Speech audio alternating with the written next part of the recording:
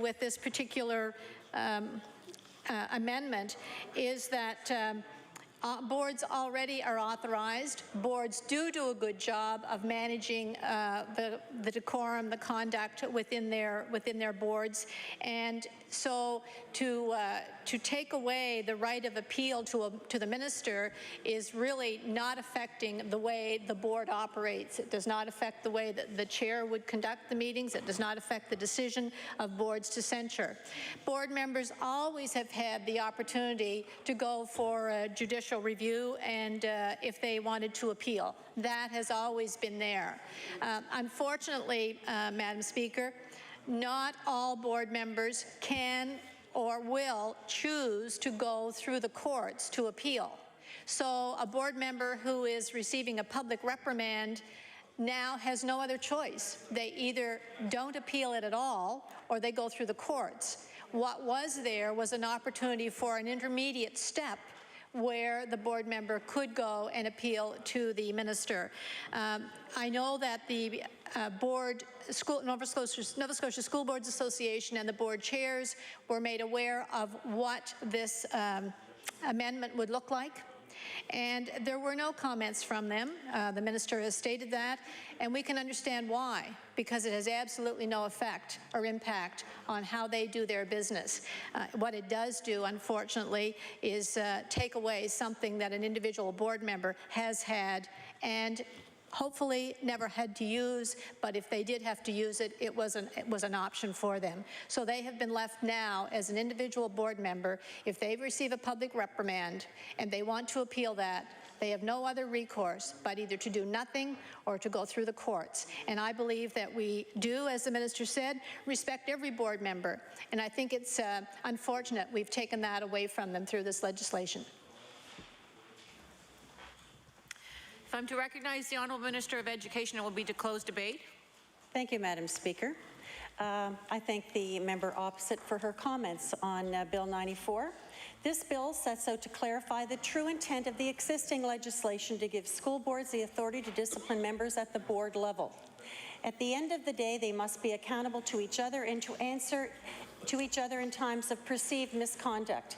Madam Speaker, the member of Colchester North said it well when she introduced the initial legislation, when she said at that time the responsibility to board members to discipline at the board level. This will give individual boards the authority they need to deal more effectively with an ongoing or disruptive behaviour from board members. And I look forward to her support in the passage of Bill 95. Madam Speaker, I move second reading of Bill 95. The question is for second reading of Bill number 95, the Education Act. Is the House ready for the question? All in favour say aye. Those opposed, nay. The motion is carried. Bill number 95, entitled An Act to Amend Chapter 1 of the Acts of 1995-96, the Education Act, respecting school boards. Order that Bill number 95, the Education Act, be referred to the Committee on Law Amendments. I recognize the Honourable Government House Leader. Thank you, Madam Speaker. Madam Speaker, could you please call Bill number 96, the Pension Benefits Act? Call Bill number 96, the Pension Benefits Act. I recognize the Honourable Minister of Labour and Advanced Education to move second reading. Thank you, Madam Speaker. I move that Bill 96, the Pension Benefits Act, be now read a second time. Madam Speaker, one of this government's priorities has been to create good jobs and to build the economy, laying the foundation for a prosperous future for all Nova Scotians. The new Pension Benefits Act before the House would extend that prosperity and sense of security to Nova Scotians who have contributed to our society and are now ready to leave the workforce or have already done so. For clarity, the Pensions Benefits Act would apply to employer-sponsored pension plans for employees in Nova Scotia.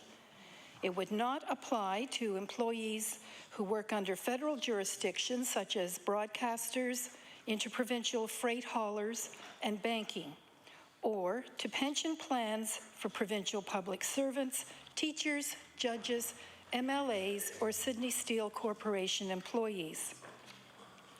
Madam Speaker, here is a synopsis of what this bill is about and why we are bringing it forward now. We want plan members and retirees to have more information and more transparency with regard to their pension plans. We want to make it easier for people to transfer their pension benefits when they move from one Canadian jurisdiction to another. We want to introduce new types of pension plans that address changes in the workplace since the plan was last reviewed 23 years ago. We want to improve regulatory oversight to make it easier for the Superintendent of Pensions to obtain information from plan administrators if we believe a plan is in trouble. And we also intend to improve plan administration and reduce administrators' compliance costs. We want to make it easier to restructure pension plans while protecting plan members and pensioners' benefit security. And last but not least, Madam Speaker, we will clarify the funding rules through regulatory changes. This legislation would bring Nova Scotia's Pension Benefits Act more in line with similar legislation in other provinces. That's important because many companies operate in more than one province, and it can be difficult for them to comply with subtle regulatory nuances from province to province.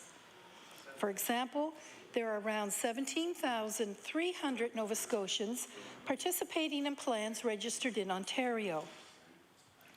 Under this bill, all plan members would have access to more information about their pension plan. That information would include the financial health of a defined benefit pension plan. Solvency is the technical term. Members would also have more detailed information about the benefits offered, eligibility criteria, proposed changes in the plan, and such. That information would be sent to every member on a regular basis. And with the member's permission, that information can be delivered electronically. Currently, there are two categories of pension plan participants: members and former members. People whose contributions remain in the pension plan after they leave the company are former members, as are retirees who are receiving pension benefits. Obviously, the interests of a retired pensioner can be different to someone who leaves the employer and leaves his or her pension contributions in the plan. Retired members would become a third member category, and they would be entitled to appoint at least 2 retirees to an advisory committee that monitors plan administration and makes recommendations to plan administrator. As well, a trade union would be able to establish an advisory committee. Earlier, I spoke about how companies can be restructured. As one can imagine, restructuring can have an impact on pension plans. There may be a merger of plans. There may be a change in the membership. In addition, Madam Speaker, we have a very mobile workforce, and we need to make it easier to transfer pensions between jurisdictions. These amendments would clarify the rules around transferring benefits from one plan to another plan. And we want to have an approach that is balanced, one that has the flexibility to deal with changes in the business environment while protecting the interests of the plan members. These transfers would have to be approved by the Superintendent of Pensions before they happen. The rules around transfers will be established through regulation, and we will consult our stakeholders as those regulations are developed. Plan members would also benefit from immediate vesting, and vesting is the point at which an employee becomes entitled to a pension provided by employer contributions. Employers retain the ability to place parameters around eligibility to join the pension plan. For example, an employer could require staff to be employed for 2 years before they can join the plan. But once the threshold has passed, the employee would join the plan and enjoy immediate vesting. Currently, Madam Speaker, most pension plans now fall into one of 2 categories: defined benefit plans and defined contribution plans. In a defined benefit plan, The plan administrator says the member will receive specified benefits upon retirement and establishes a contribution schedule designed to deliver those benefits when the member retires. If the plan is underfunded, the employer is obligated to make up the shortfall. In a defined contribution plan, specified contributions are made to the pension plan, and the administrator buys the best life annuity available when the member retires. The retiree member would also have the option to transfer their money out of the plan to buy a life income fund, referred to as an LIF, and under the LIF, the retiree directs how their money is invested and pays themselves a pension.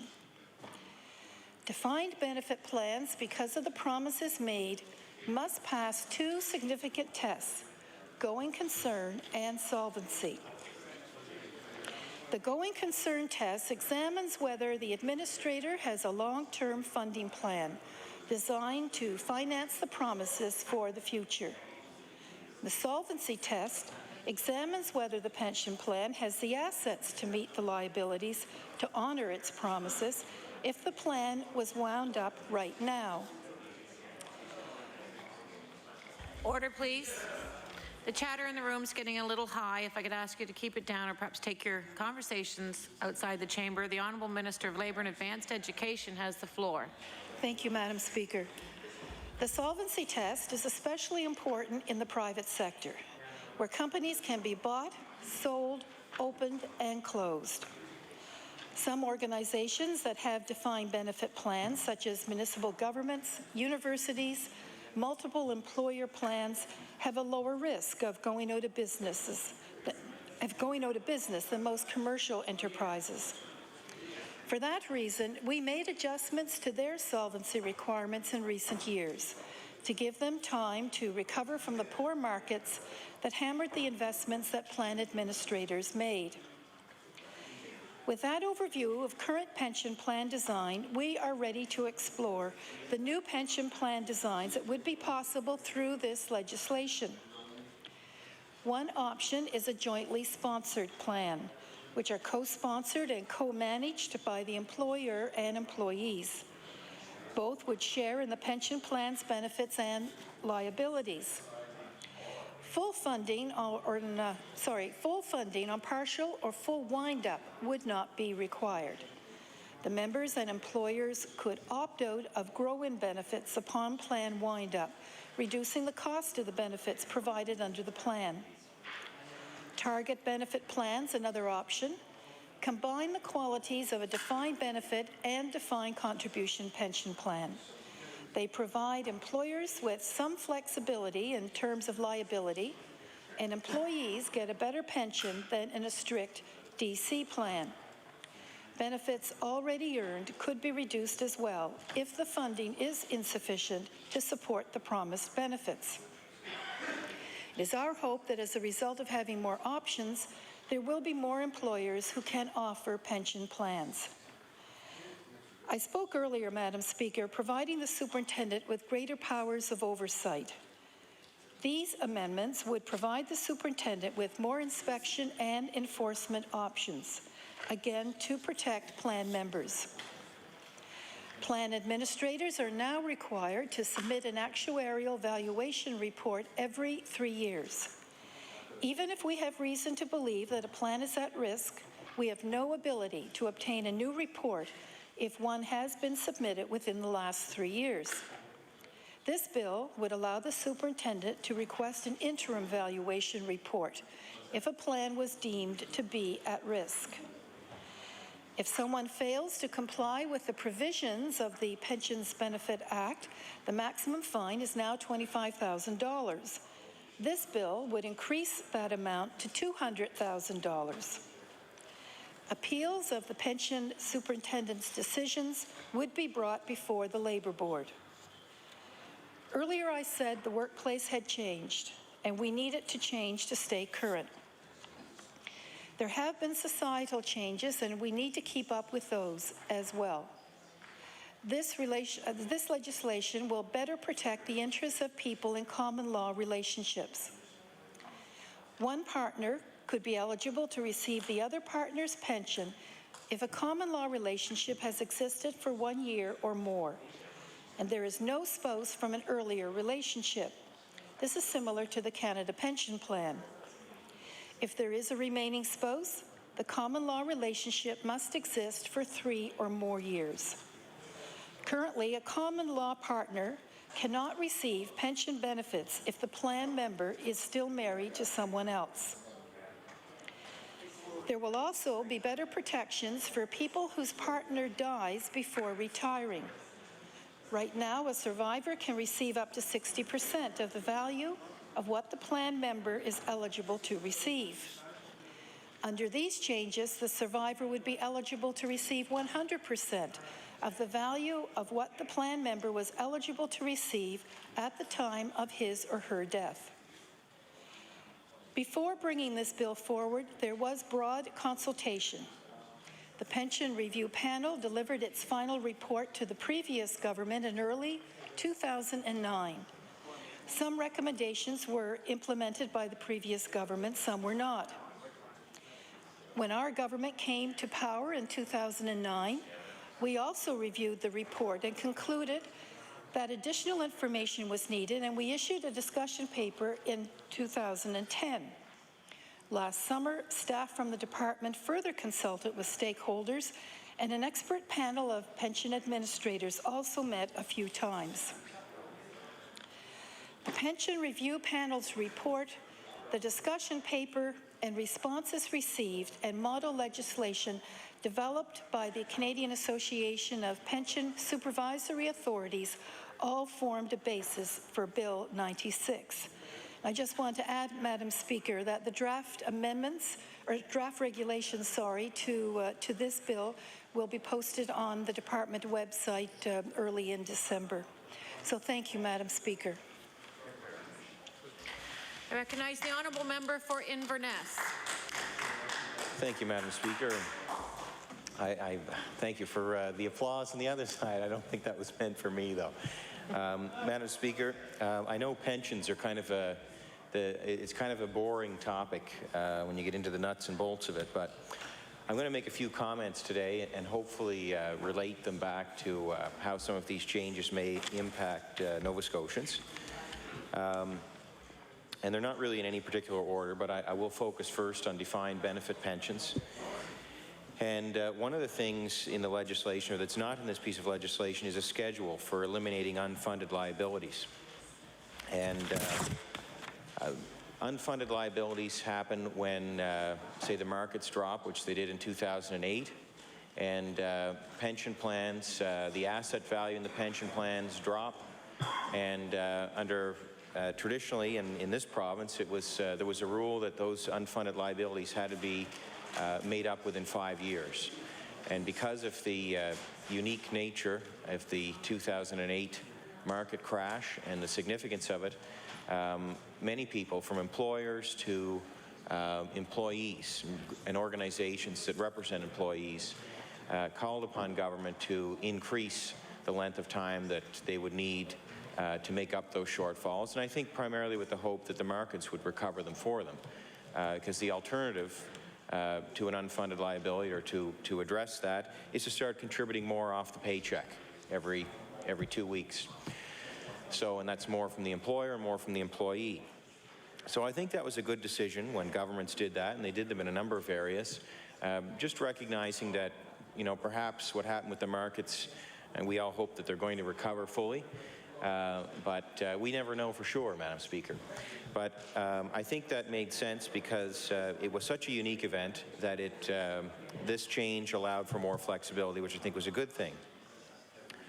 And I guess the point specifically here in this legislation about there not being a schedule, you know, I recognize that, and I think of New Page in my own area, where people, we had some salaried non-union pensioners here a couple of days ago, and right now their pensions are about 30% short.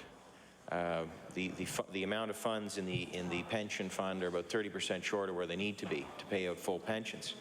So for those people, you their company, and in fairness, the employees as well were asking to extend the 5 years on to 10 years so that there'd be extra time to make up that unfunded liability. And lo and behold, the company is now teetering. And I sincerely hope that a buyer comes on stream and maybe continues the pension plan. But there's great risk right now, Madam Speaker. So if worst case scenario, that company goes under and nobody takes it over and the pensions are wound up, all of a sudden, we've had a couple of years gone by where maybe there weren't any extra contributions made, and and that's to the point of, maybe there is some advantage of having a schedule of payments, and maybe the minister will speak more to that in third reading. But I notice that there's an absence of that in the legislation. The benefit of having it there, of course, would be, while providing flexibility going from 5 to 10 years, at least you're not allowing the company and the employees to make the decision in the 10th year to make up the... Order, please. Again, the chatter is getting very high in the chamber. I'd encourage folks to take their conversations outside. The honourable member for Inverness has the floor.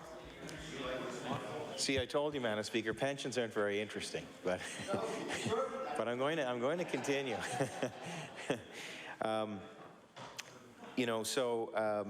I guess the point being is, you could come to the 10th year, and these companies would not be, and nor the employees, neither would have been adding money to make up for the unfunded liability. But before you got to the 10th year, maybe a year or two later, in the case of NewPage, the company may be disappearing. So I can see the relevance of having a schedule for that. The other thing I think about, and I'll get into this a little bit more later, but in a worst case scenario for the pensioners at NewPage, if they have to wind up those pension plans, if the only alternative is to move their funds into an annuity, there's risk in that. In the fact that they're immediately crystallizing the losses of where the underfunded pension is.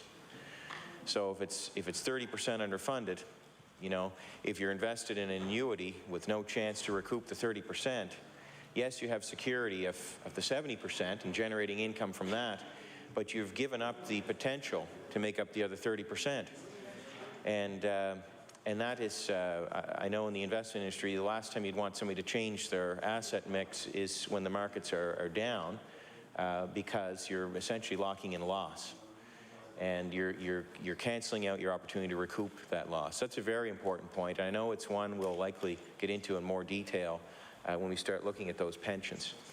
And in fairness, obviously, to the other side of things, if you go completely into an annuity, you have the security of that.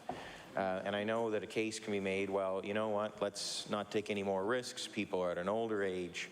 Let's lock in at least a safe rate of return. And I can buy into that to some degree. But I think if you look at, and I'll get into this a little bit more later, but I'll make the point quickly now. I know there's a lot of pension plans that are looking right now at moving towards more secure dividend-paying companies, because interest rates are so low that they're just having difficulty generating returns. Of course, there's risk in that, but, Madam Speaker, there is risk in everything. And I know when it comes to pension plans, they don't just roll the dice. They evaluate levels of risk, and they associate it with whether it's an annuity or whether it's investment in a dividend-paying company, and they make decisions around that. They're not rash decisions.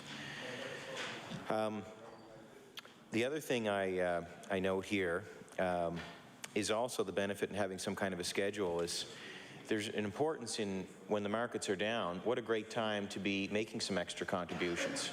So if plans are required to follow a schedule, and we know if they've been given a chance to have extra years from 5 to 10 years to make up the unfunded liability, if there's a schedule requiring them to start it right away, it's probably the best time, because hopefully those markets are at their lowest, they're going to start rising. And what better time to get in when markets are lower?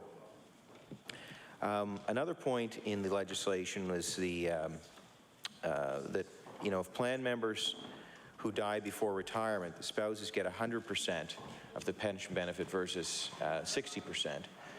And the first thing that crossed my mind is, well, it's likely going to put a strain on the pension plans. one question I would have would be what percent of people who belong to a pension plan die before they get a chance to receive their retirement benefit. Maybe it's a small amount, so maybe the impact won't be that great, but there would be some impact on the plan in a negative way because there's extra strain on it. So instead of paying out 60% worth of the pension, they're paying out 100%. And that, of course, affects everybody in the plan in the sense that there's going to be that extra strain on everybody's pension. Because there's going to be more of a pool of funds out of the pension to make up the additional 40%. One of the things I think about is that not the goal of life insurance? And I know a lot of companies with their pensions, they also offer plans for life insurance so that in the event if the person who's working at the company dies, that for the spouse there is, if they have life insurance on their person who's working, that there's protection there, and isn't that the job of life insurance? So that's what comes to my mind. Maybe we'll hear more about it as it moves through the House. Another point, and this is also true in the new page scenario, because there were early retirements. And a lot of people like early retirement because they get to collect a pension earlier, and there's some reward maybe for long term of service with the company. That you get to retire a bit earlier. You might take a bit of a hit on the pension, but often cases to sweeten the deal. And companies like this, if they're trying to downsize their employees, they will have an early retirement option for people. And so it's all certainly good in many ways, but with respect to the pension plan, like in the case of New Page now, those early retirements put added strain on the pension plan because, again, they're drawing more funds out of the pension. It's fine if the pension plan keeps going, but in the case of New Page, where those plans could wind up, that's putting added risk to everybody else who's in the plan. And in this case, the added risk, if the funds are down 30%, one of the reasons they may be down 30% is not only because of the markets, but also because of recent early retirements. So the only thing I would suggest, Madam Speaker, because this is a hard one to get around, is maybe, because I do believe that the employer and the employees share responsibility here. And the only thing I might suggest is perhaps there may be some way to better educate the employees, if it's a labor organization that's representing them, to make sure that they understand that when their members are getting the benefit of early retirement, there is an impact on the pension plan. And, should something happen to the company, that's going to impact their members. So, and again, these are complex issues, and they're boring until the time comes that they affect you.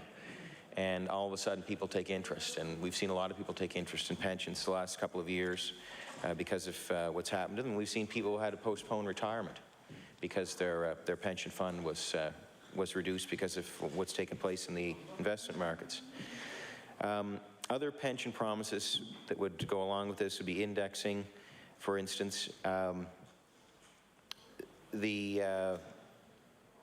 guess there's one thing that could be looked at is for employers to be required to fund all of these kinds of promises.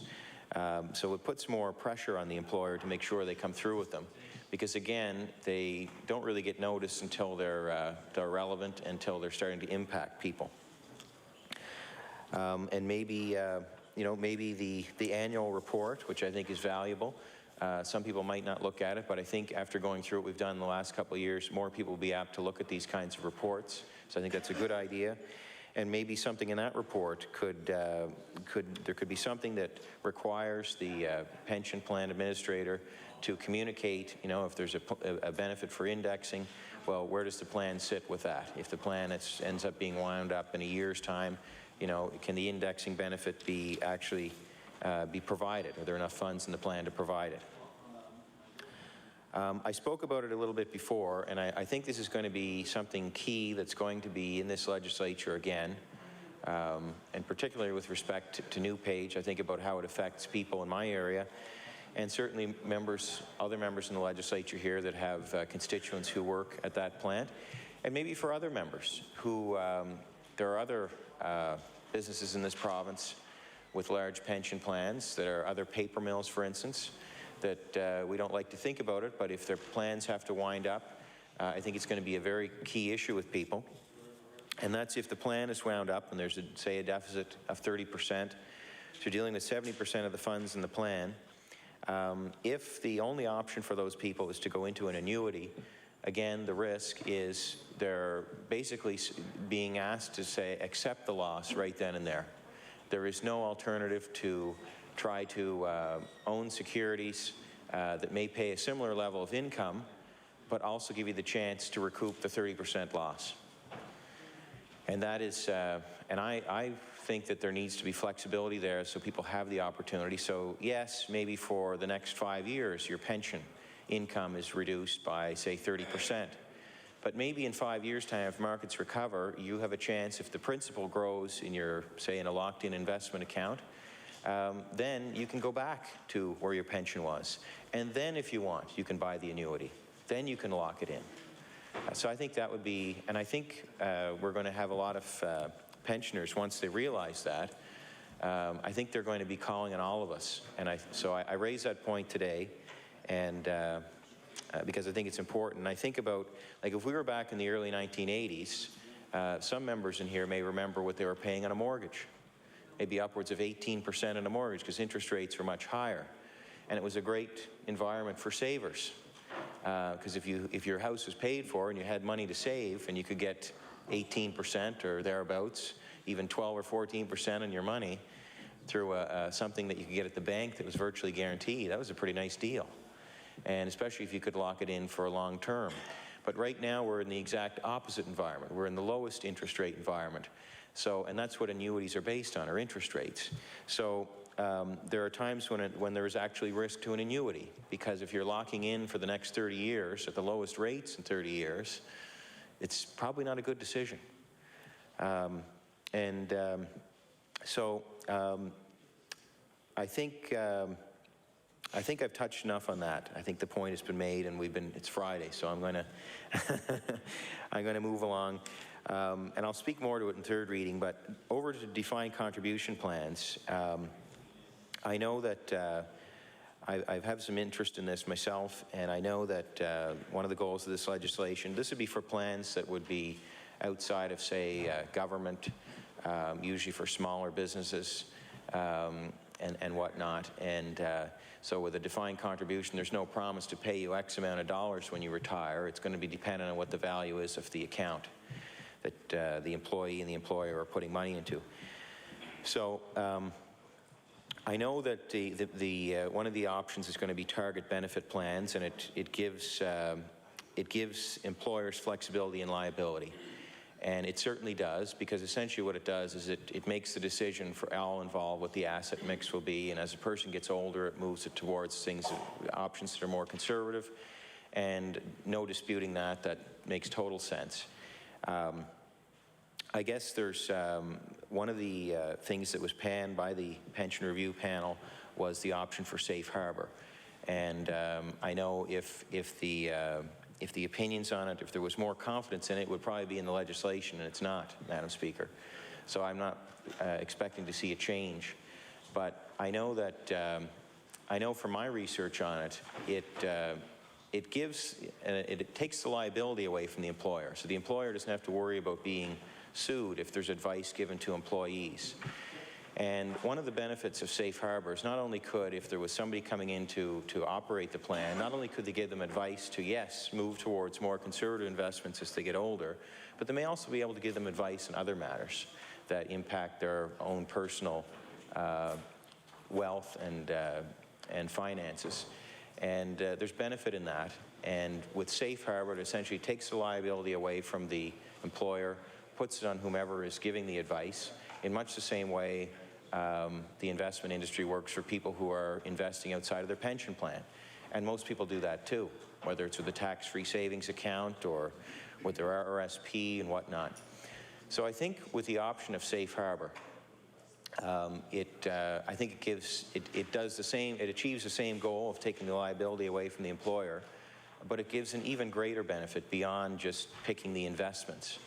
And it gives, because a lot of people, and statistics will show, that when people join these defined contribution pension plans, only 10% ever go back to look at what investments they've picked. And of course, this is one of the reasons for the legislation, is to get them to automatically change that by using these target benefit plans. So it makes sense. But the same goal could be achieved with Safe Harbor, but you could also be talking to these people about other matters that might help them. And I think that would be a real benefit to people. And I think companies, you know, if the employees are making better financial decisions, that might even lead to, I suppose I'm stretching it a bit, but might even lead to better productivity. If things are in good shape on the home front financially, people can be more focused at work and whatnot. So I think that's something that was, it was very briefly touched upon by the Pension Review Panel, and it was dismissed. And I think there may be a reason for that, and I may not get into it today, but I might get into it on third reading. The other point about the target benefit plans is not only does it take the, it gives the employers flexibility and liability, but also gives the employees a better pension. Well, it does in the sense that it moves towards safer investments, and there's no surprises for somebody who might have been in something risky at the age of 65, just when they're about to retire, and the investment drops, and so does their pension. But you know, I think that I think Safe Harbor would also really achieve the same goal, and I think it's worth. Again, I don't expect that it will be looked at, but at this point in time, at least. So I think with that, Mr. Speaker, as I see you've joined the chair, I will close my comments on this matter for today. Thank you. Thank you. The Honourable, the member for Yarmouth. Thank you, Mr. Speaker. I first want to thank the minister and her staff for providing technical briefings on this bill. Pensions are a pretty confusing subject, so for me it was very much appreciated to have the opportunity to sit down with some of the folks in the bureaucracy that helped draft this piece of legislation and to go over it with myself. That was very much appreciated. And you know, in spirit, the Liberal caucus does support legislation that makes pensions more flexible and more widely available to Nova Scotians, to employees and to employers, and particularly want to ensure that protections are in place for retirees, to ensure that there is proper oversight to monitor pension reporting and solvency. In fact, in the 2009 general election, the pension piece was a part of our platform, where the Liberal Party did commit to creating a public pension fund where employees and employers could pay into the fund, and that was our hope to increase. It was our hope to increase accessibility to pension funds, especially from those self-employed Nova Scotians and small business owners that otherwise potentially wouldn't have access to a pension when it comes to retirement. I realize that the spirit of this act is to modernize the current legislation, bring it more in line with the jurisdiction of Ontario, which supposedly has the most up-to-date and modern pension legislation in the country. And I know that there was about 2/3 to 3/4 of the report's recommendations that were brought forward from the Black Commission that was done on pensions. And I do want to note that Bill Black, the chairman of the panel who wrote the report, said that while he liked aspects of the legislation, he was disappointed it doesn't seem to include the core report recommendation, which was to ensure employers keep pension promises. So since we were told that this bill was pushed by Bill Black and the Black Commission, I think the fact that he had a serious concern with the lack of one of his recommendations being included in this piece of legislation, that might be something that we want to investigate further. And I mean, right now, none of these questions are answered because to use a grossly overused, cliched statement, I guess the devil's in the details, and maybe some of these questions will be answered when the regulations come out. And that way, members of the opposition caucuses and members of the public will be able to have a look at those regulations to see if they do answer, in fact, some of the concerns that are brought up with this. But generally speaking, right now, this seems to be a positive move. and it seems to be, and my hope is that it will modernize our system to bring it in line with the most up-to-date version of pension legislation in the country. I do want to take an exception to some of the comments that the minister said in terms of protecting the economy and growing the economy.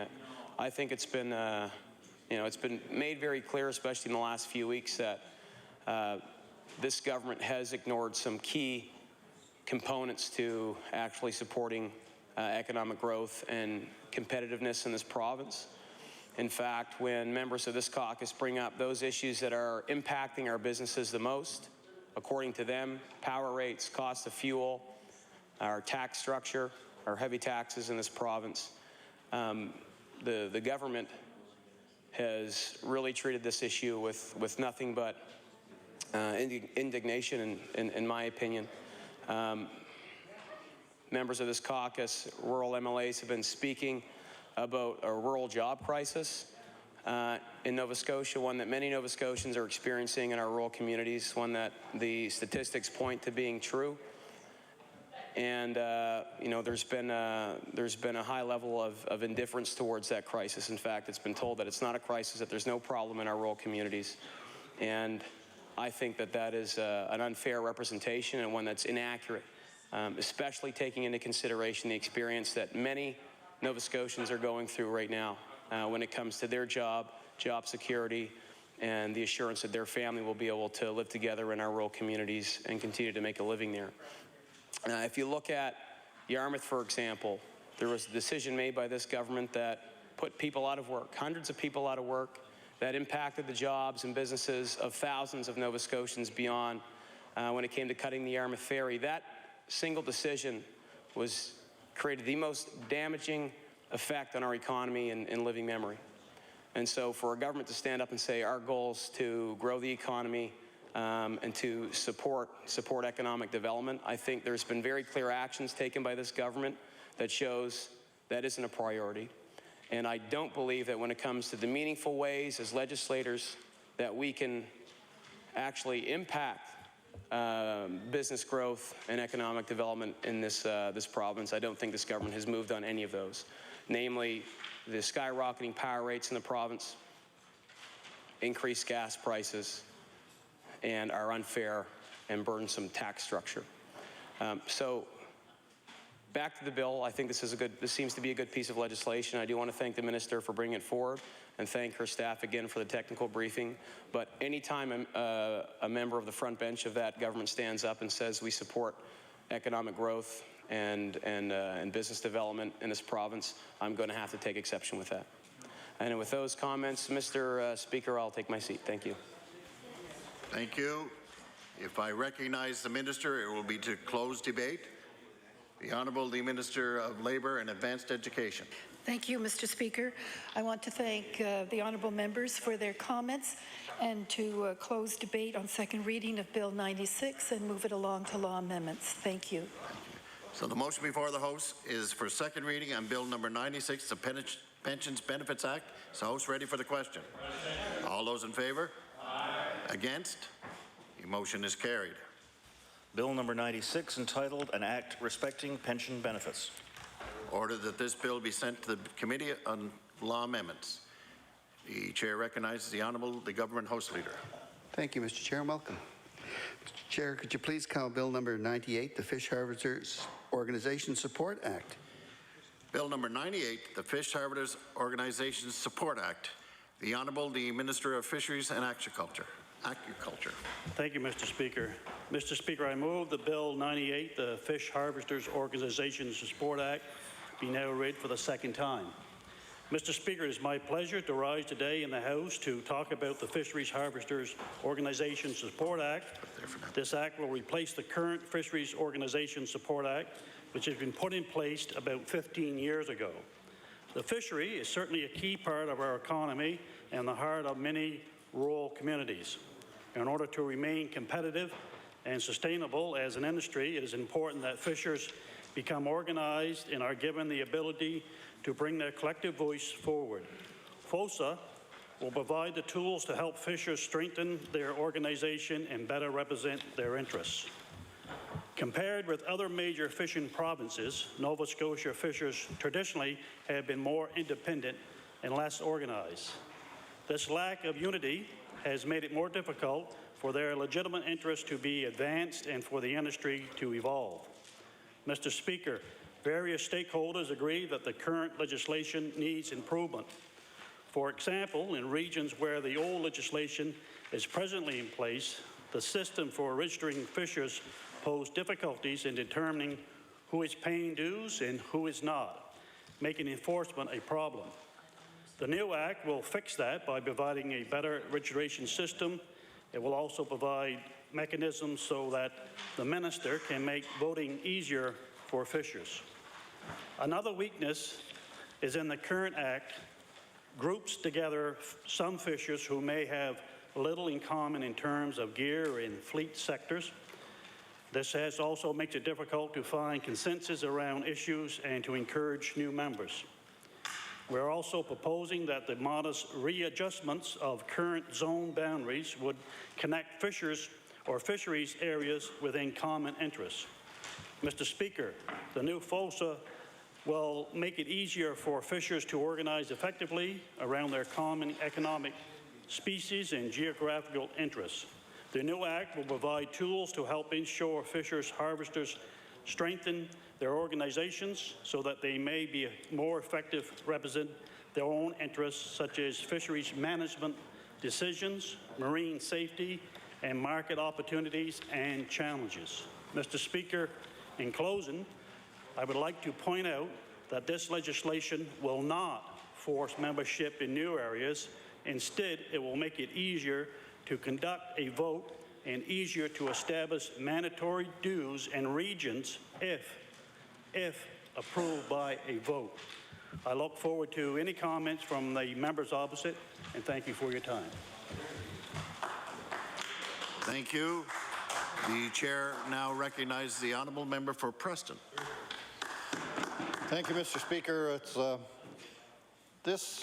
I can recall when I was fisheries minister some years ago that one of the issues that were facing the fishing organizations was the fact they weren't organized, and we started a process of trying to get the fisheries organizations in this province work together, and it was quite an interesting process, and indeed we did make some progress at that time. This appears on the surface to be a reasonably good bill. It will allow the organizations to get together and be a stronger voice when it comes to dealing with the province, and indeed more so with the federal government, who actually controls the quotas and most of the things in the fisheries in Nova Scotia. There is some concerns, though. It appears that this would set the stage for an organization like CUPE to move in and decide they're going to unionize the fishing industry in the province, and it would be an interesting scenario if indeed that's what the government had planned. Hopefully that is not what is going on here, and indeed that the individual fishermen can still enjoy some freedom with the way they work and operate, which is very important. It's independent businesses, each one of these fisheries organizations, and each fisherman themselves as they work and in some cases struggle quite difficult with a great deal of difficulty trying to make a living each year.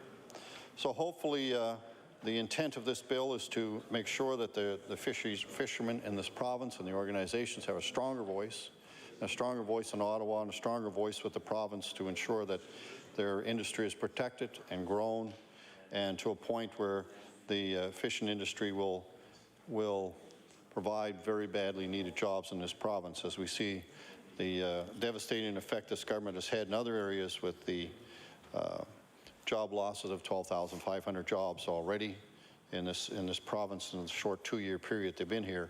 So hopefully this doesn't continue a trend. And indeed cause problems for more people in Nova Scotia and more people with the higher taxes have been imposed on people and the ongoing costs. Order, please. Order, please. Order, please. The Honourable, the member for Preston has the floor.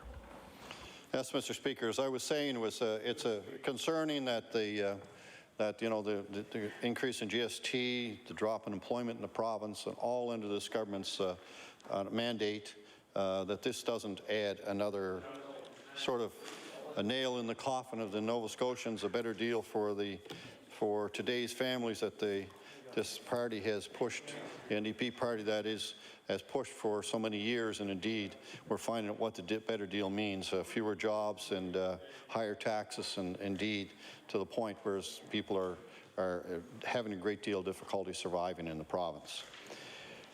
So with those few words, I hope this bill does do what the minister indicates it will do, make the organization stronger. If indeed that's the case, it will be very positive.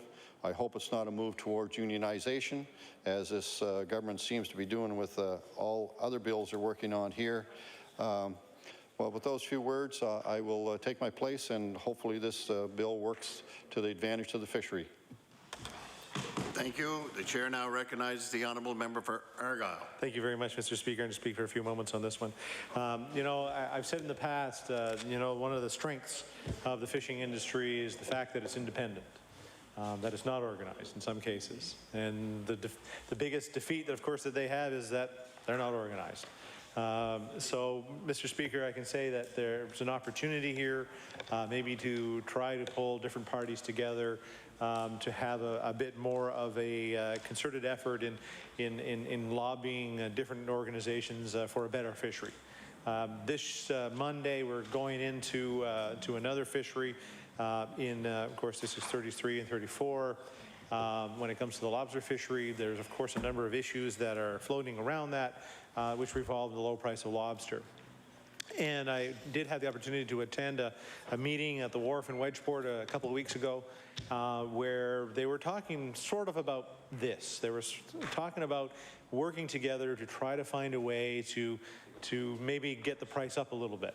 You know, a lot of people would stand around and complain about it, but yet never seem to do anything about it except stand up and chat. So, Mr. Speaker, I think the opportunity is here for this government to maybe grease the wheel, be able to get things to move along, to give them opportunities to organize in a way that will benefit them, whether it's in prices, whether it's in safety, whether it's in new species, whatever it may be. But at the same time, I do have that bit of a caution that the member for Preston had. I hope this is not an effort to unionize the fishery like there are in some other provinces, because I guess, again, the benefit of our fishery in Nova Scotia is its independence. And I thank you for the opportunity to speak on this one for a few moments. Thank you. The chair now recognizes the honourable member for Inverness. Thank you, Mr. Speaker. And would you believe that there's some politics in the fishery? Really?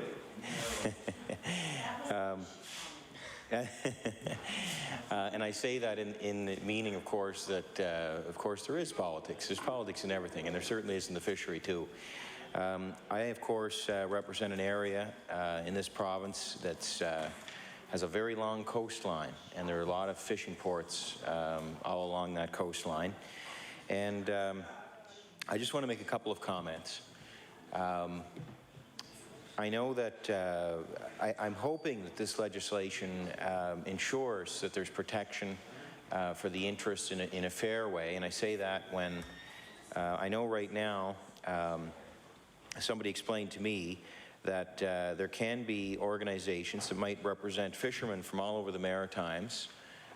They can be a small group of fishermen.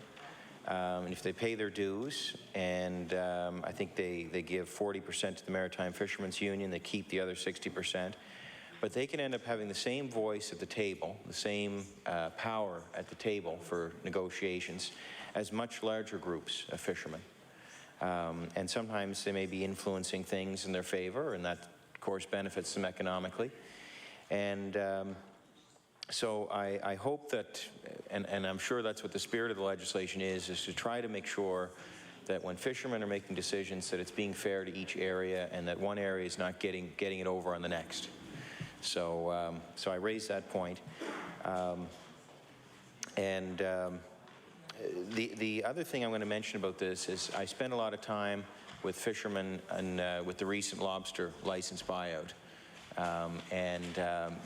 One of the challenges that they've had was coming to a consensus, and there were varying opinions Another thing, it seems to have been difficult for them to actually put together meetings where there's a specific motion and have a vote on that motion, and for it to be recognized as their collective decision. Now, granted, there's going to be varying opinions, and it's funny, when I referred to politics before, it would almost suggest that it was something bad, but I mean, that's what it is people getting together to make decisions. And so I'm hoping that this legislation, when there's situations like future buyouts and whatnot, when the industry has to make a decision as a collective whole, or at least for regions within itself, that it has a mechanism maybe to be better organized so that when the decision is made, everybody feels like they're fairly treated. And so I'm hoping that that's the purpose, and I sense that's what the purpose is of this legislation. And I know I'm going to be asking fishermen in my area. I've already asked some of them, but I'm going to be asking them what their thoughts are on this, and if they have anything specific they want to bring, I'll encourage them to come to law amendments to make sure that they're aware that it's happening and to make sure that they're in favor of it. Thank you, Mr. Speaker. Thank you. If I recognize the minister, it will be to close debate. The Honourable, the Minister of Fisheries. Thank you, Mr. Speaker. I thank the members opposite for their comments, and I move Bill 98, move second reading. The motion before the House is for second reading of Bill number 98, the Fish Harvesters Organization Support Act. Is the House ready for the question? All those in favour? Against? The motion is carried. Bill number 98, entitled An Act to Provide Support for Fish Harvester Organizations. Ordered that the bill be referred to the Committee of Law Amendments. The Honourable, the Deputy Government House Leader. Thank you, Mr. Speaker. Please call for a second reading, Bill number 100, the Municipal Government Act. Bill number 100, the Municipal Government Act. Recognize the Honourable Minister of Service, Nova Scotia and Municipal Relations.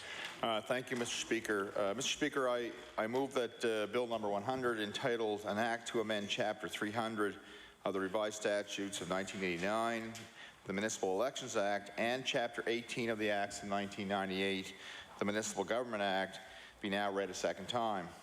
The proposed changes we are bringing forward here will reflect the reality of today's voters, ensure the municipal voting process is fair, and protect the interests of all Nova Scotians. Mr. Speaker, the series of changes will update the Act in preparation for the 2012 municipal and school board elections. It is routine for us to propose amendments to the Act prior to the next scheduled municipal election to address concerns or issues that were identified in the previous election or that may have been raised by municipalities and returning officers. While most of the changes are technical and administrative in nature, others will impact where residents can vote, how they vote, and who can run for municipal office. Mr. Speaker, these changes will ensure that as many eligible voters as possible can participate in the election process. The first proposed amendment that I'll introduce will change where some residents can vote. The Act now says single Nova Scotia students must vote where the family home is located, not where they currently reside. And Mr. Speaker, the oddity of that is if they were married, it would be different. So this brings it in line with the Provincial Elections Act. Well, I think that's their decision. Mr. Speaker, since students may attend school in an area for several years, they should have the right to vote where they currently live, study, and in many cases work. The proposed change will allow all students of voting age to vote where they now live as long as they meet the residency requirements. This change will bring the Municipal Elections Act in line with the Provincial Elections Act and make it easier for students to participate in the local government. Mr. Speaker, the next amendment I'll introduce is related to how we vote in municipal and school board elections. The Municipal Elections Act currently allows for voting by the internet. This was an important step forward for municipalities that chose to take advantage of the technology in the last municipal election. However, Mr. Speaker, since they were trying something new, legislation still required a paper ballot process to be run parallel. Municipalities are now confident they will be able to run a full electronic system. We know that not all voters have internet access, so municipalities will still be required to offer another method, such as a telephone system or even a traditional paper ballot. The alternate system will be up to them. Mr. Speaker, this amendment enables the municipalities to offer electronic voting but does not require them to do so. If they wish to use electronic voting, a municipality must create a bylaw to allow for it, and the municipal bylaw process allows for public input. E-voting is the way of the future. We want to be sure municipalities can encourage as many people as possible to vote in the ways most convenient to their residents. Mr. Speaker, technology is part of the daily lives of most Nova Scotians.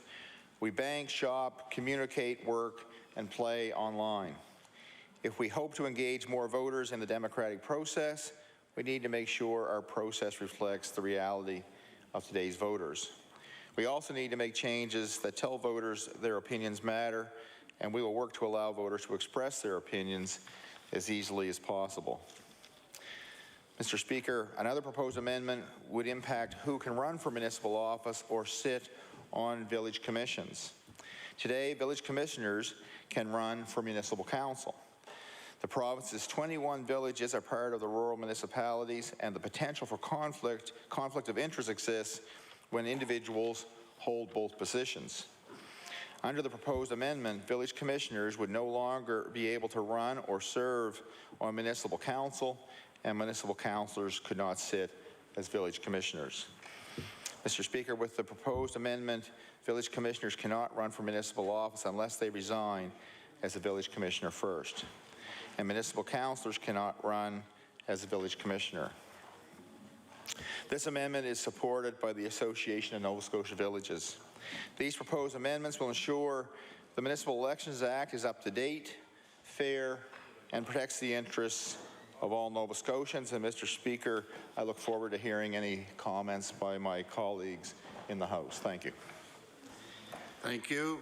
The chair now recognizes the honourable member for Bedford Birch Cove. Thank you, Mr. Speaker. I just have a couple of comments about what we're not seeing in this bill.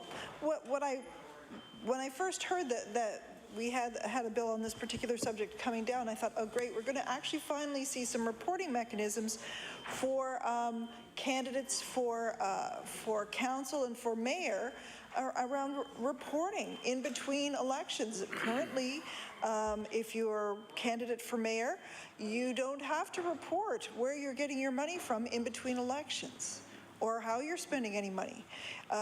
You only have to report after the election is over. I think this is the kind of information that would be really good to have going into an election for voters. And currently we do not have that, and I would like to see that kind of thing, because I think all too often we don't understand how much it costs to run a mayoralty campaign. I realize that in some rural areas it's probably very small. But in other areas, there are significant amounts of money that are raised and spent, and there's really no accounting for that.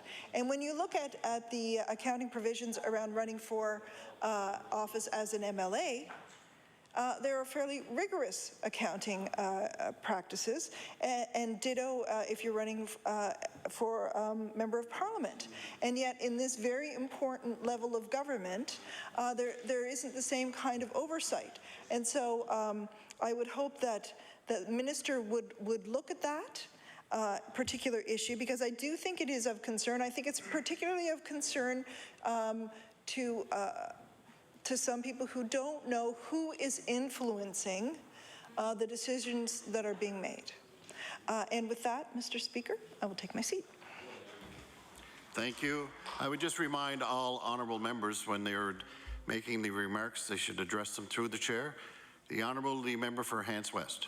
Thank you, Mr. Speaker, and through you to those listening, and certainly to the minister. And we don't have any problem with the bill, but just a couple of things that I was listening intently when he was speaking to a couple of specific pieces, and one was about the Village Commission and Municipal Council not being able to run, or I guess it's the clarity here is to hold either position, but you can run for either or, provided that you, I'm going to assume, resign after you've won one post or the other, much like if you were a councillor and you were going to run provincially, you don't have to resign until you win the provincial seat.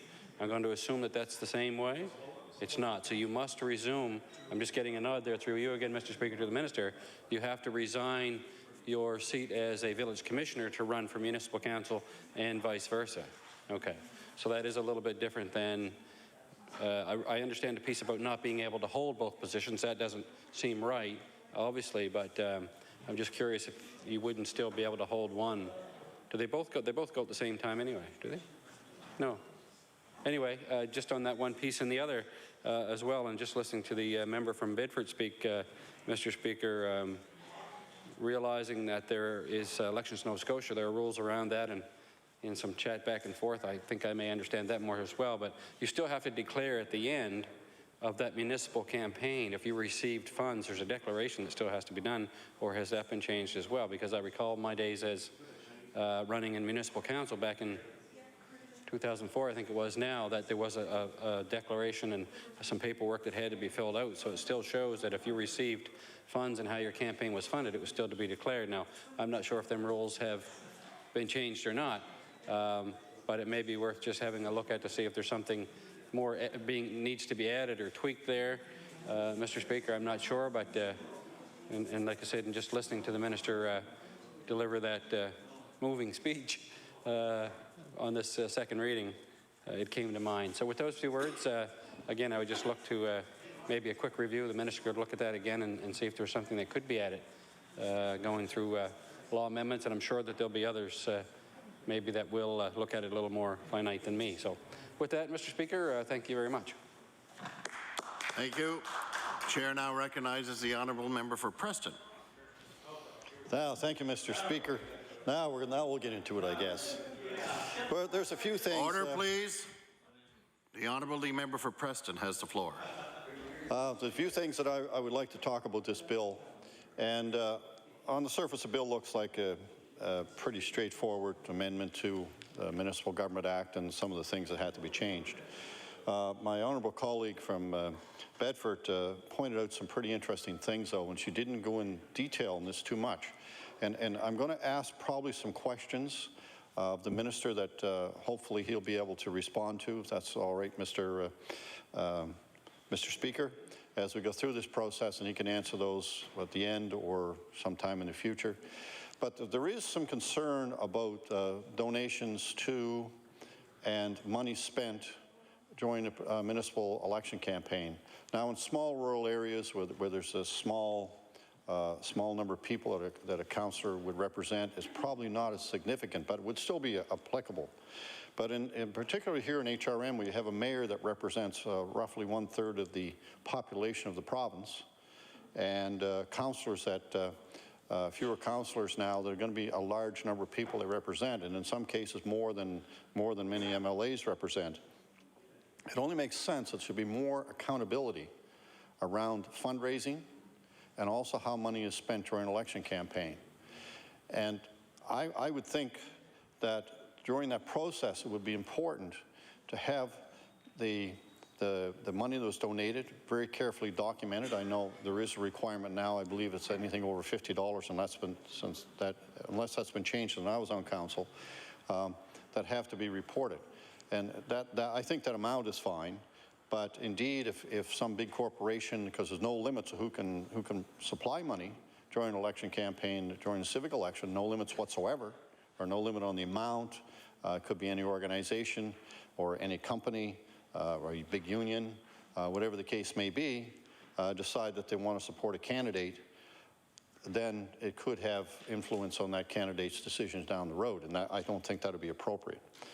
So I think that the Act should be amended, so would include that.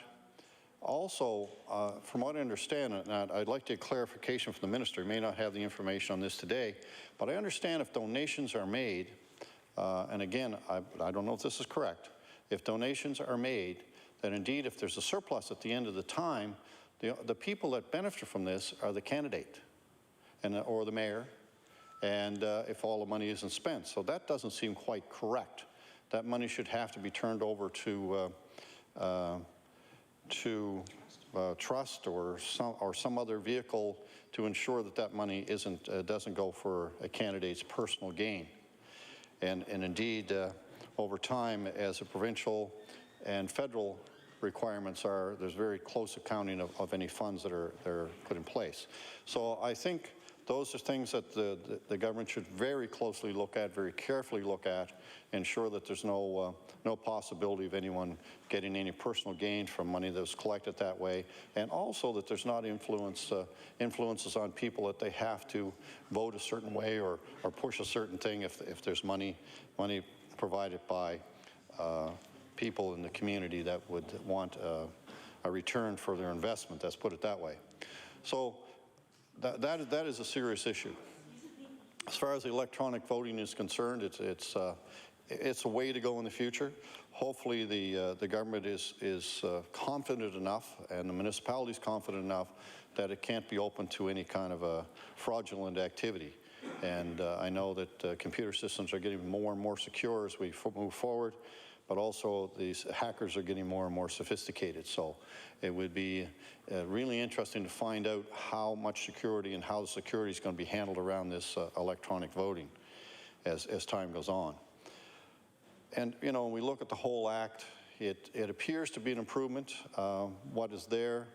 But again, with those things that I mentioned, and probably some other things, I'd be interested to see when law amendments come, if any individuals come forward. I know I've had some correspondence with some individuals around who can vote. That is a serious issue as well. And I'm anxious to see if those people come forward to law amendments and bring their voices to the table and see what they think about that. With those few words, Mr. Speaker, I'll take my seat. Thank you. If I recognize the minister, it will be to close debate. The Honourable, the Minister of Service, Nova Scotia and Municipal Relations. Thank you, Mr. Speaker. Well, I have to say I appreciate the comments by members opposite. They raise some valid points. I think we definitely agree that the most transparency that we can have for residents, for the citizens to see is paramount. It was something I believe that we looked at around the declaration of donations and so on. There seemed to be, I think, some glitches just related to the fact that some candidates had started filling their war chest, and we may be a bit off the mark on looking at that at this time, but certainly something for the future. And anyway, with that, I'll just say that appreciate the comments of members opposite, and I think as time goes on, we'll look at other issues around the Municipal Government Act, I think, to bring it more in line as necessary with the Provincial Act, and also other amendments to the Municipal Government Act that would be appropriate, I think, even further into the future. Thank you. Oh, and Mr. Speaker, I move second reading of Bill 100. Thank you. The motion before the House is the second reading of Bill number 100, the Municipal Government Act. Is the House ready for the question? All those in favour? Against? The motion is carried. Bill number 100, an act to amend Chapter 300 of the Revised Statutes 1989, the Municipal Elections Act, and Chapter 18 of the Acts of 1998, the Municipal Government Act. Order that this bill be sent to the Committee on Law Amendments. The Chair now recognizes the Honourable Deputy Government House Leader. Thank you, Mr. Speaker. Please call Bill number 104, the Gaming Control Act. Bill number 104, the Gaming Control Act. The Chair recognizes the Honourable Minister for Service, Nova Scotia and Municipal Relations. Thank you, Mr. Speaker. I move that Bill 104, entitled an act to amend the Gaming Control Act, be now read a second time. The changes we bring forward here are technical in nature. These amendments will simplify, or simply put, the current structure of the Alcohol and Gaming Division of Service Nova Scotia and Municipal Relations in legislation and ensure the division continues to run smoothly. The existing legislation reflects a structure that was in place when the work was done by an arm's-length agency. This hasn't been the case since 2000, Mr. Speaker. With these changes, we eliminate the need for Governor and Council to appoint directors and make the staffing process more efficient. Mr. Speaker, prior governments kept the division operating through stopgap measures in a series of orders in council after the original amendments were not proclaimed. Since the wording in the original bill was confusing, these amendments will repeal the unproclaimed sections of Bill 80 and introduce new, clearer amendments to the Gaming Control Act that clarify the structure and staffing of the Alcohol and Gaming Division. Mr. Speaker, the changes to the Act won't make any noticeable difference to the public or regulated organizations. The changes formalize the fact that the director's position at the Alcohol and Gaming Division positions are filled through the Public Service Commission and are not appointed by the government. Mr. Speaker, however minor these changes may appear, amendments like these are important as we work to streamline government operations and get back to balance. Thank you. Thank you. The chair now recognizes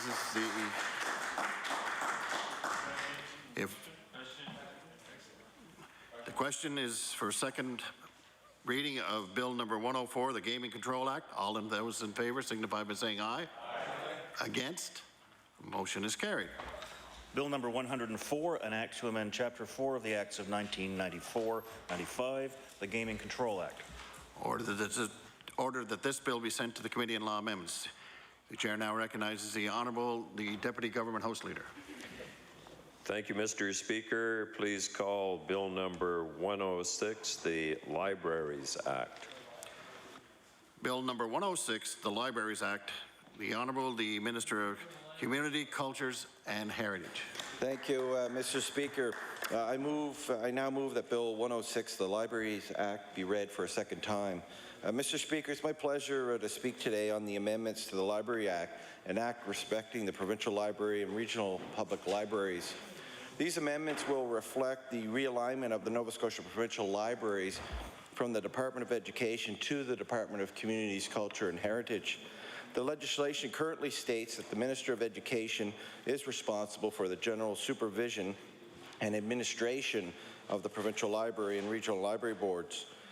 The primary purpose of this amendment is to reflect that the Minister of Communities, Culture and Heritage now has that responsibility. In addition, the following amendments are necessary. The National Library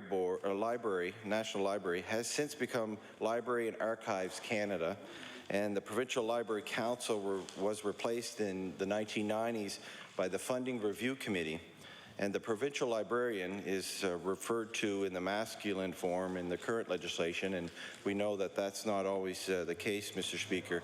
A future comprehensive review of the legislation is planned, and the review will include consultation, Mr. Speaker. But for now, we would like to see the amendments occur to reflect the January 2011 realignment of government and to update the names of the organizations and committees cited in the legislation.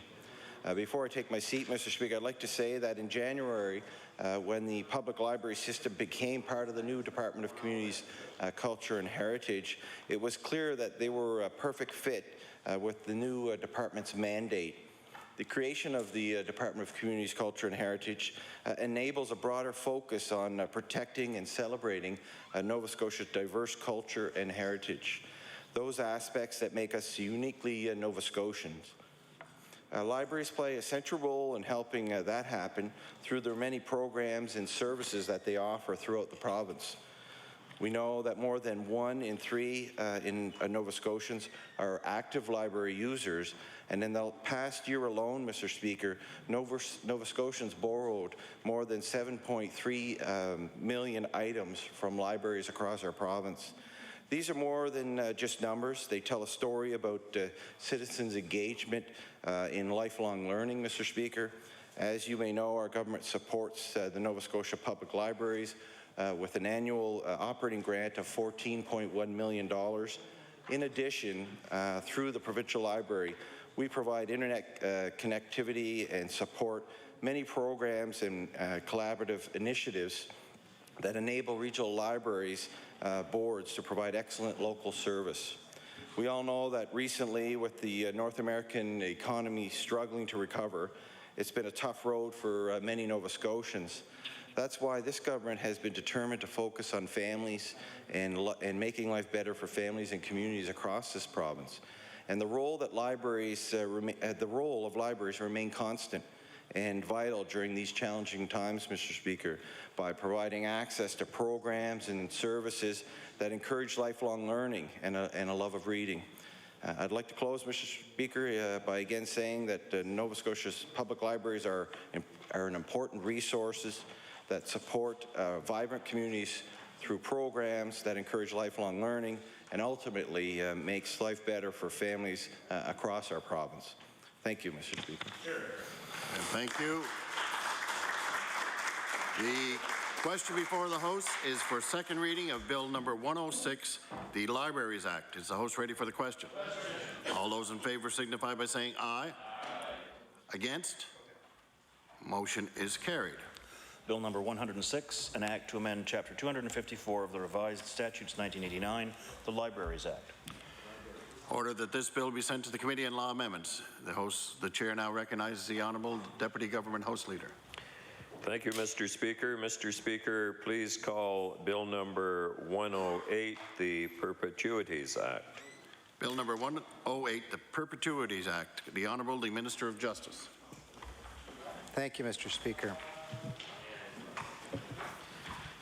Mr. Speaker, I move that Bill 108 be now read for a second time. It is my pleasure, Mr. Speaker, to begin debate on Bill 108, known as the Perpetuities Act. Mr. Speaker, Nova Scotia's property law is being simplified to better protect families in our province.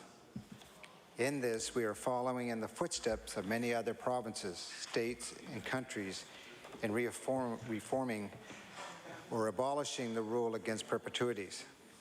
In fact, abolishing the rule is a step taken by Manitoba, Saskatchewan, South Australia, Ireland, a number of U.S. states, and certain Caribbean nations.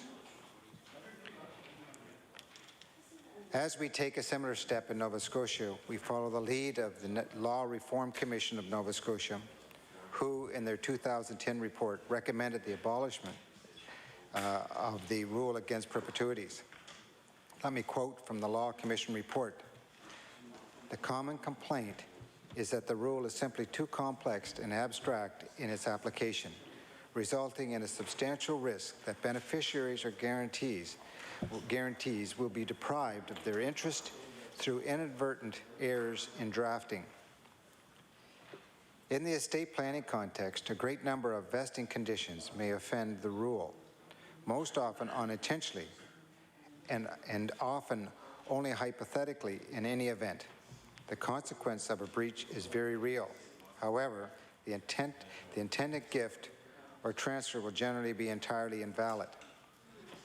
Many of us who studied or practiced law remember that the subtleties of the vesting principle in the rule against perpetuities and understand why the Law Reform Commission recommended its abolishment.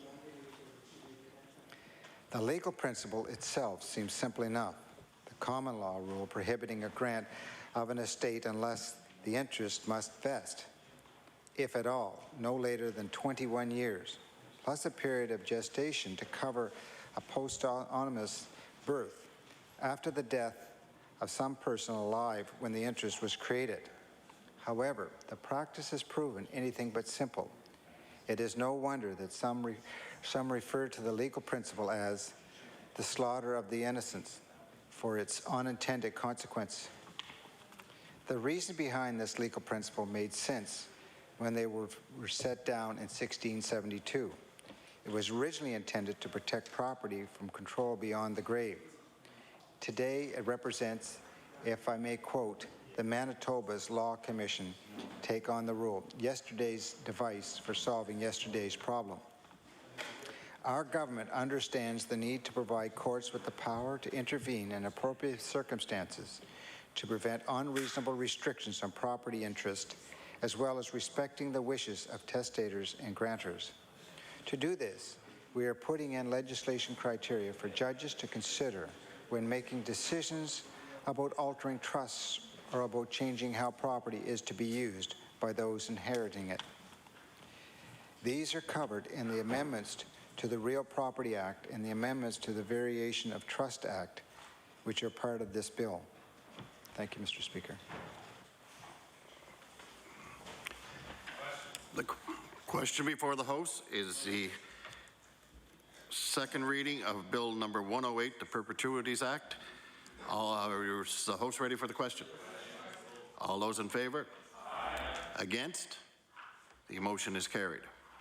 Bill number 108, entitled An Act to Abolish the Rules of Law Against Perpetuities and to amend Chapter 385 of the Revised Statutes 1989, the Real Property Act, and Chapter 486 of the Revised Statutes 1989, the Variation of Trusts Act.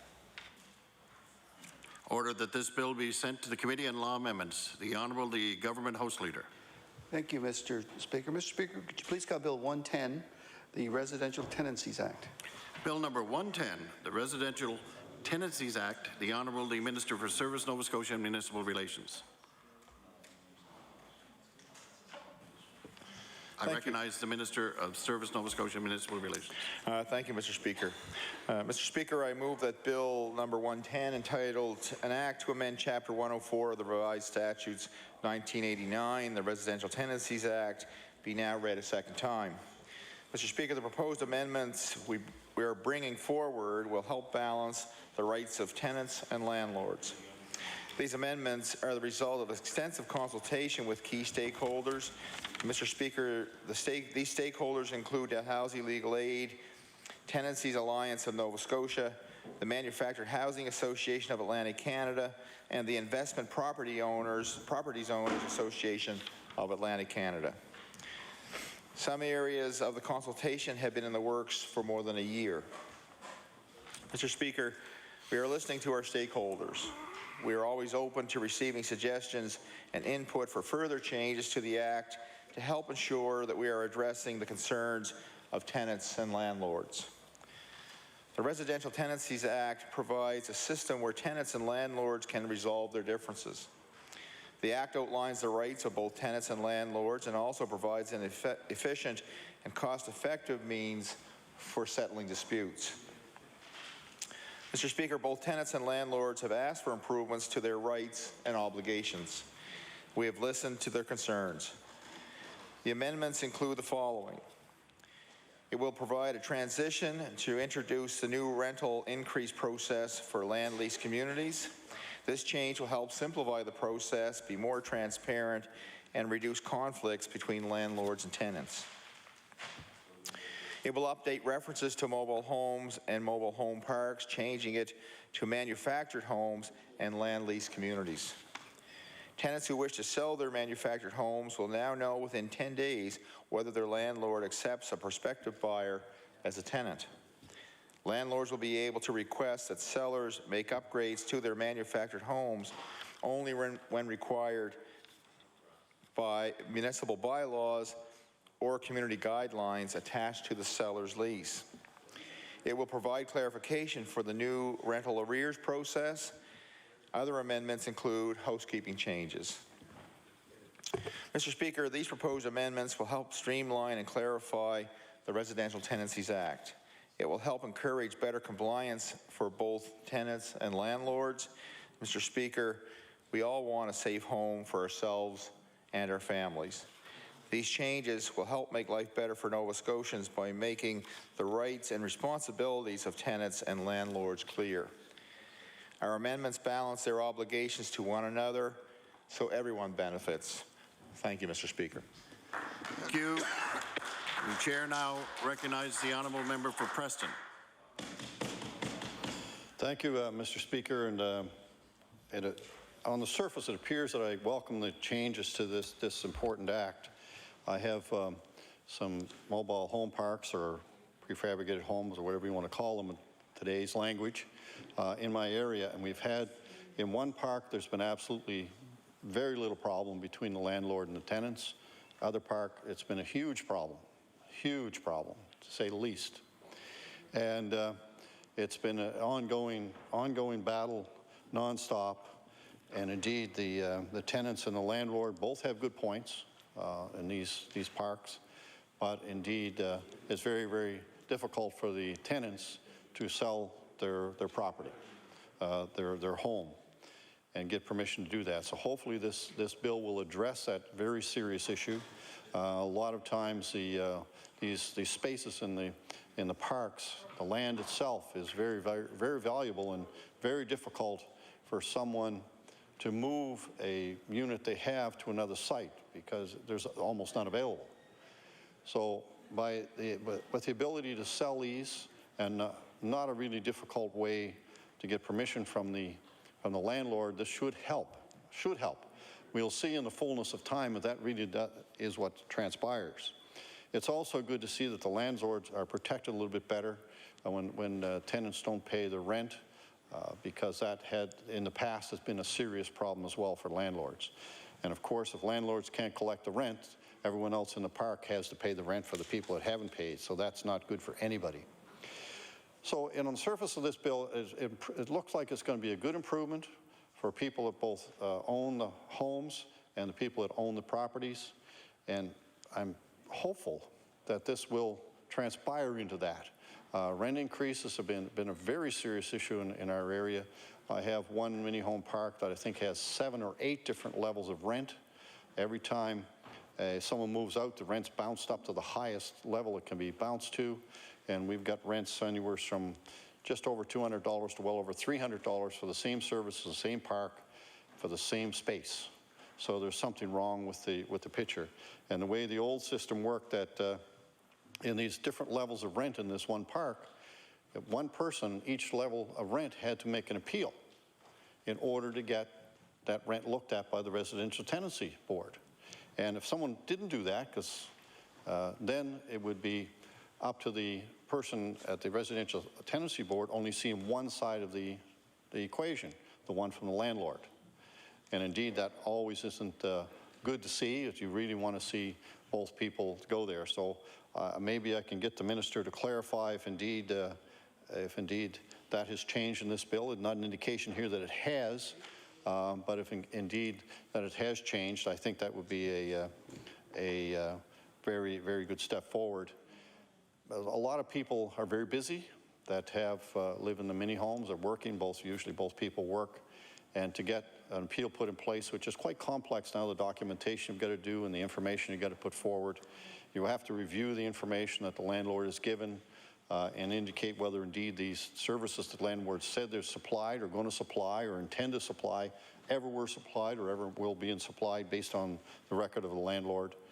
And at the same time, the landlord has to recapture their costs for the services that they provide. So it has to be a fair exchange. So hopefully the appeal process will put in places things that will protect both the landlord and the tenant when it comes to these things, but at the same time keep the rent as low as possible on the lots and not get to a point that people can't afford to pay the rent and they got no choice and they can't move. There's nowhere to go, absolutely nowhere to go for these prefabricated homes. So it's important that they have security in where they are, and a lot of the tenants in the parks I represent have been there for many, many years. Some of them almost from when the parks were set up. So that's their home. That's always been their home, and it's important to make sure it maintains their home. And the landlord can't decide if you're going to sell your property, and hopefully this change will address this, sell the property. The landlord often doesn't want to sell to someone. What they prefer to do is move that mini home off of that piece of property and sell them a brand new one, a brand new mini home that would sit there that they can charge more rent on, and they also get to sell a mini home. So it's a double-edged sword. So hopefully this new process will eliminate that problem and allow people to sell their investment that they've invested in for many, many years. A lot of times, if these prefabricated homes are older, they're not worth a lot of money, but it's still a very good property for someone that has a low income and allows them to get in a property that they can afford instead of paying the traditional rent in an apartment building. So with those few comments, I'd be interested to see what the minister says about that, and be pleased to talk with him anytime about the actual incidences I've had and the problems we've had. We've dealt with this department to some extent on this, and I can tell you that the staff in the department have been very, very helpful. They've actually come out to our community, met with the tenants in the area, and explained the rules to them. Unfortunately, the rules, the present rules, really weren't as good as they should have been to protect both the landlord and the tenant. So hopefully these changes will help address that problem and help sort this out some more. It doesn't sound like it's going to address all the issues that they've had, but at least a step in the right direction. I would be interested in talking to the minister, that maybe the minister could make some amendments or look at some other things that could possibly make it better for the tenants and the landlord. Thank you. Thank you. If I recognize the minister, it will be to close debate. The question before the host is for second reading of Bill number 110, the Residential Tenancy Act. Is the host ready for the question? All those in favor? Aye. Against? The motion is carried. Bill number 110, entitled An Act to Amend Chapter 401 of the Revised Statutes 1989, the Residential Tenancies Act. Order that this bill be sent to the Committee on Law Amendments. The chair now recognizes the Honourable Government House Leader. Thank you, Mr. Speaker. Mr. Speaker, could you please call Bill number 111, the Equity Tax Credit Act? Bill number 111, the Equity Tax Credit Act. The Honourable the Minister of Finance. Thank you very much, Mr. Speaker. I move that Bill 111, an act to amend the Equity Tax Credit Act, be now read a second time. This 10-year extension to the Equity Tax Credit Act will keep investment dollars in Nova Scotia, helping local businesses thrive, increasing productivity, and helping Nova Scotia businesses to compete globally. The three key initiatives under the Act are equity tax credits, community economic development investment funds, and labor-sponsored venture capital corporations. Mr. Speaker, since its introduction, these tax credits have helped 729 businesses, cooperatives, and community economic development initiatives to access equity financing from Nova Scotians who wish to invest in local organizations. Through the equity tax credit, investors get a tax credit of 35% of their investment in eligible corporations. Average annual investments are more than $11 million. The success of this legislation shows that Nova Scotians are supporting community-based businesses with their own money. The province's economic growth is all of our responsibility, and our government will continue to do all that we can to support local investments. With that, Mr. Speaker, I move second reading of Bill 111. The motion before the House is for second reading of Bill number 111, the Equity Tax Credit Act. Is the House ready for the question? All those in favor? Aye. Against? The motion is carried. Bill number 111, an act to amend Chapter 3 of the Acts of 1993, the Equity Tax Credit Act. Order that this bill be sent to the Committee on Law Amendments. The Honourable the Government House Leader. Thank you, Mr. Speaker. Mr. Speaker, could you please call Bill number 112, the Community Spirit Act? Bill number 112, the Community Spirit Act. The Honourable the Minister for Communities, Culture and Heritage. Thank you, Mr. Speaker. I move that Bill 112, the Community Spirits Act, be read for a second time. Mr. Speaker, today I'm pleased to be introducing the Community Spirit Act as a means for Nova Scotians to show pride in their communities. Promoting strong communities is another way we make life better for families, and this bill will support that building civic pride, Mr. Speaker. Communities across the province will be able to highlight unique elements of their culture and heritage with a declaration that can be used to promote their distinct characters.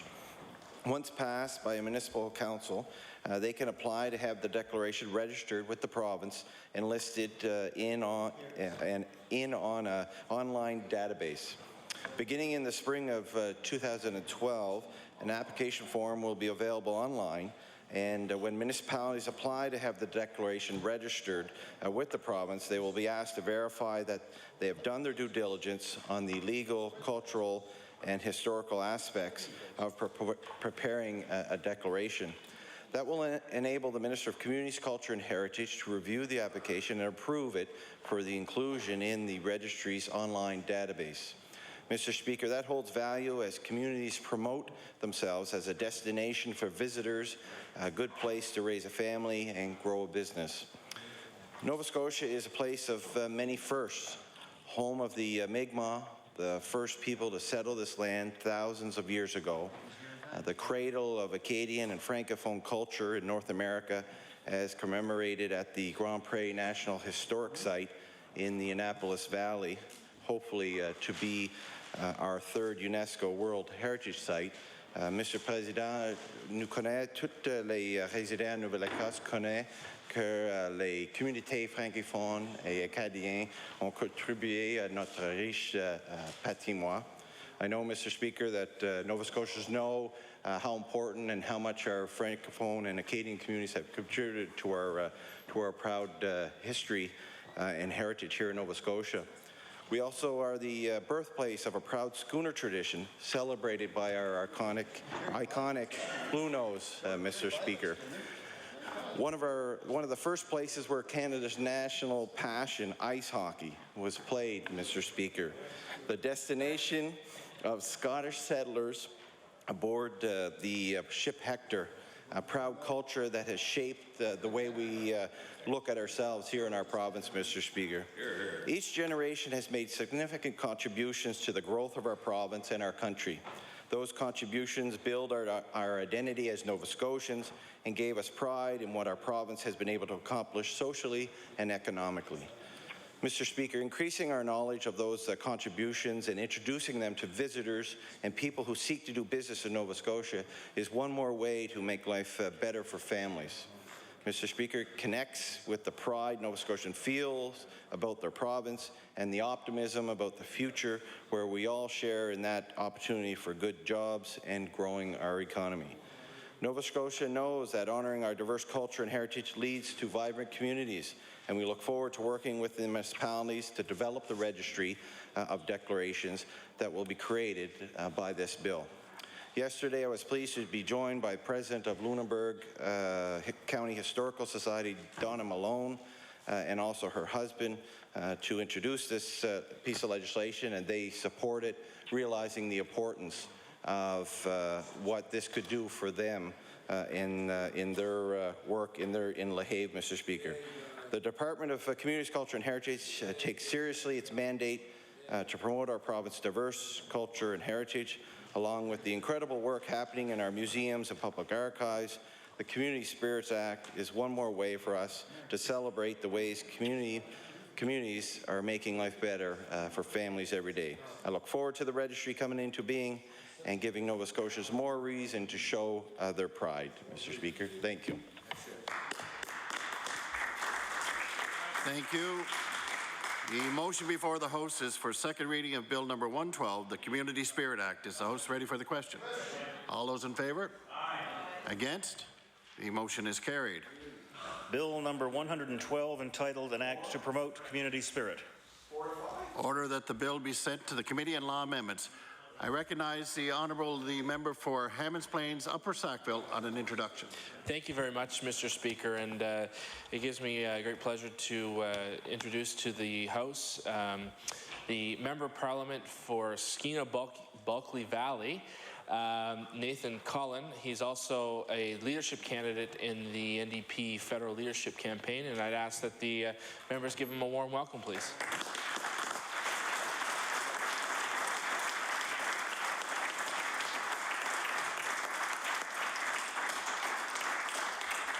We welcome all visitors to our gallery. The Honourable the Government House Leader. Thank you, Mr. Speaker. That concludes the government's business for today. There's an echo in here, Mr. Speaker. Mr. Speaker, we will, our hours on Monday will be from the hours of 4 p.m. to 10 p.m. And after the daily routine, we will be doing bills for second reading, Bill 109. Private members, public bills for second reading. Where are we at here, Mr. Speaker? Private and local bills, excuse me, number 99 and 101. And third reading on all the bills that cleared committee of the whole today, Mr. Speaker. So with that, we should now rise to meet in the hours of 4 p.m. to 10 p.m. on Monday. The motion before the House is that we now rise and meet again on Monday, November the 28th, between the hours of 4 p.m. and 10 p.m. Tried. All those in favor of the motion? Aye. Against? We now stand adjourned until Monday at 4 p.m.